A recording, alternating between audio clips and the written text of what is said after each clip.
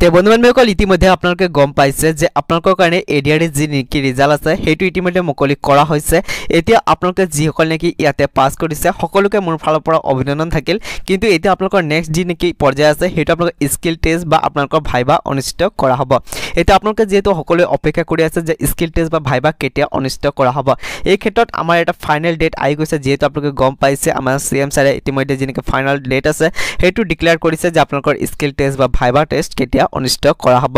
মই আপোনালোকক আমাৰ সিএম ছাৰে যি মন্তব্য আগবঢ়াইছে সেইটো শুনাবলৈ গৈ আছো। কিন্তু আপোনালোকে ভিডিঅ'টো সম্পূৰ্ণকৈ চাব, তেতিয়াহে আপোনালোকে গম পাব যে আপোনালোকৰ স্কিল টেষ্ট বা ভাইবা টেষ্ট কেতিয়া অনুষ্ঠিত কৰা হ'ব। এতিয়া মই আপোনালোকক ভিডিঅ' ক্লিপটো শুনাবলৈ গৈ আছো, আপোনালোকে ভিডিঅ'টো সম্পূৰ্ণকৈ চাব। আৰু বন্ধুসকল আপোনালোকে যদি এই ধৰণৰ লেটেষ্ট আপডেট কেইটা সকলোতকৈ আগতে পাব বিচাৰে তেতিয়াহ'লে আমাৰ এই চেনেলটো ছাবস্ক্ৰাইব কৰি ৰাখিব, লগতে কাষত দিয়া বেল আইকনটো প্ৰেছ কৰিবলৈ কিন্তু নাপাহৰিব। এডিআৰই তৃতীয় বৰ্ষৰ পাছ কৰা ছাত্ৰ ছাত্ৰীসকল বা যুৱক যুৱতীসকলৰ বাবে এটা স্কিল টেষ্ট হ'ব। সেই স্কিল টেষ্টটো আমি অহা জুন মাহত আমি আৰম্ভ কৰিম। চতুৰ্থ বৰ্গৰ পৰীক্ষাৰ বাবে এতিয়া এটা অৰেল টেষ্ট হ'ব। এই অৰেল টেষ্ট আমি জুন মাহত অনুষ্ঠিত কৰিম।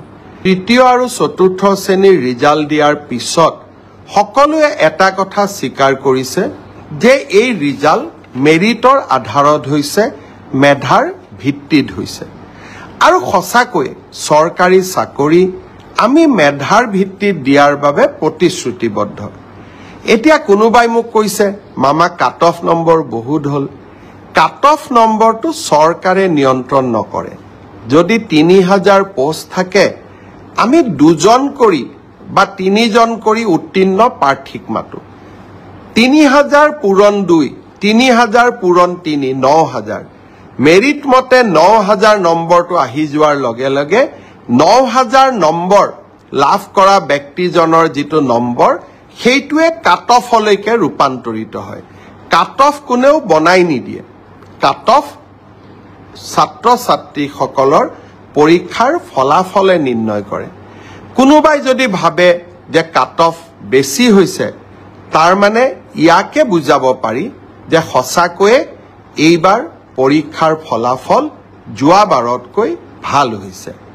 অসম পুলিচৰো দ্বিতীয় কাট অফ নোলায়, কিন্তু বছৰটোৰ শেষৰ ফালে আমি আকৌ নতুন অসম পুলিচত খালী হৈ থকা পোষ্টসমূহ আমি এডভাৰটাইজ কৰিম।